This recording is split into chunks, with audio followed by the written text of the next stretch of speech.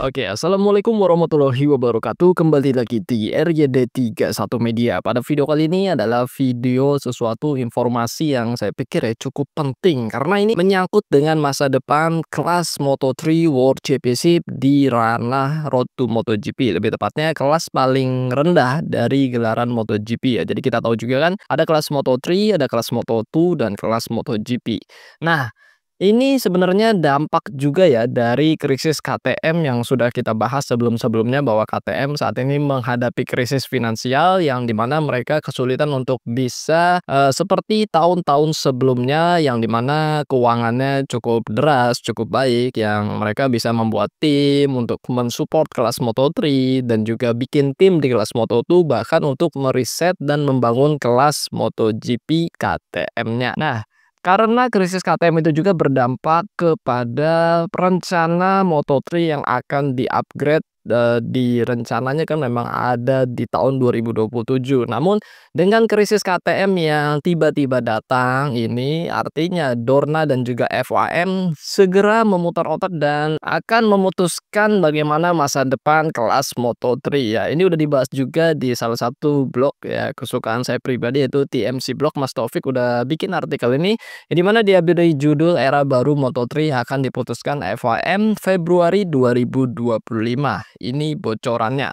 Really good start from Danny Holgado though. He's straight up into second place, starting on the pit wall side. Jadi pada dasarnya landmark pertama dari regulasi teknis Moto3 era baru yang diperkirakan akan dimulai juga pada 2027 akan mulai dibahas atau mungkin mulai diputuskan pada pertemuan FIM Februari 2025 yang akan datang. Namun begitu, sedikit demi sedikit beberapa detail yang akan dibahas dan diputuskan sudah pula TMC Blog dengar, yakni akan menggunakan satu supplier motor komplit yaitu oli, bensin, dan ban.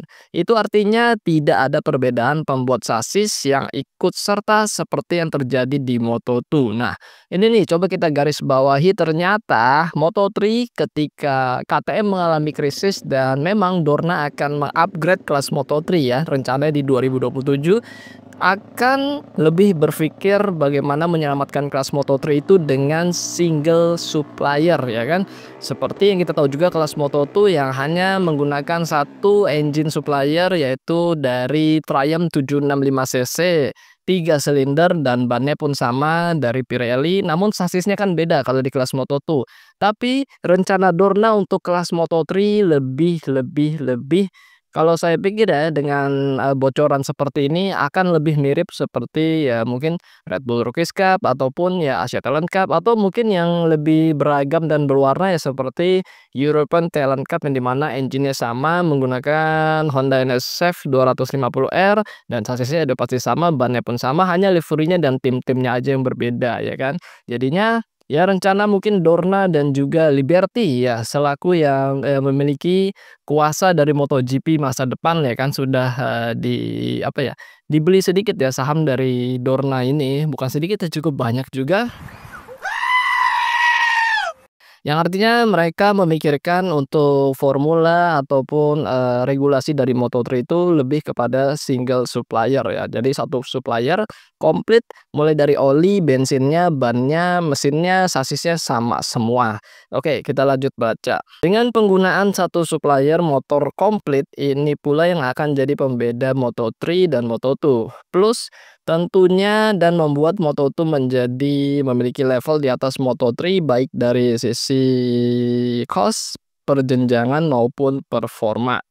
Ya, semenjak Agustus 2024 yang lalu sudah pula TMC Blog coba sedikit bahas mengenai pemikiran mengenai perubahan teknis kelas Moto3 di mana sudah semenjak beberapa tahun yang lalu mulai dipikirkan untuk menaikkan level motor dari 250cc 1 silinder Moto3 saat ini ke mesin 500cc 2 silinder. Saya setuju, kita harus memikirkan sesuatu, kendati demikian regulasi Moto3 saat ini masih stabil. Kita bisa memikirkan sesuatu yang baru untuk tahun 2027 hanya jika kita berkonsultasi dengan pabrikan, ujar Espeleta ya Agustus 2024 yang lalu mengenai rencana mengubah spek teknis motor Moto3 masa depan. Oke, jadi kalau kita baca dari artikel ini jelas ya bahwa Moto3 kedepannya akan berubah di mana hanya ada satu supplier, yaitu untuk engine-nya sama, sassisnya sama, bannya pun sama. Ya ban ya oke lah, tahun ini pun tahun-tahun sebelumnya ban pun sama semua, dan sassisnya sama, olinya sama, bensinnya sama. Artinya hanya tim-timnya aja yang berbeda. Tim mungkin bisa kita katakan hanya menyewa, ya kan, semua itu dari Dorna, ya kan. Jadi udah satu paket mereka dapat, dan mereka hanya nge-branding di fairing motornya aja. Jadi ya mungkin mirip-mirip seperti European Talent Cup ya, ketika motornya harus sama semua, itu kan Honda NSF 250R, hanya timnya aja yang berbeda, jadi motornya seakan-akan warna-warni. Kalau kita lihat Red Bull Rookies Cup kan, ya motornya kelihatannya sama semua karena memang tidak ada perbedaan, semuanya berlivery dari Red Bull. Oke.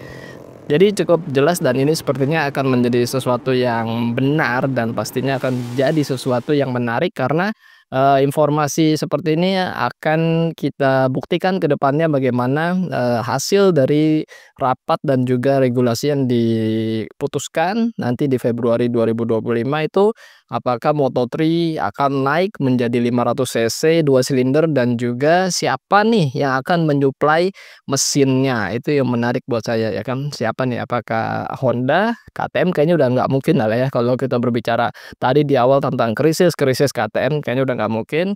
Antara Honda, Yamaha, ya kan, ataupun dari Prime, atau dari Aprilia, ya kan, atau dari Ducati. Yo, kita nggak tahu siapa yang menjadi supplier-nya. Dan menariknya pastinya tenaga dari Moto3 akan ya cukup besar karena 500 cc dan 2 silinder. Ya saat ini pun tenaganya juga cukup besar ya, walaupun cuma 250 cc 1 silinder, tapi tenaganya sudah ya so-so lah dengan motor 600 cc 4 silinder, karena memang racikan mesin prototipe itu akan berbeda banget dengan racikan dari mesin yang dijual di pabrikan kan, di dealer. Oke. Gini aja konten santai, konten ringan, sehat-sehat buat kalian semua. Jangan lupa makan dan jangan lupa berdoa. Akhir kata, wassalamualaikum warahmatullahi wabarakatuh. Bye bye.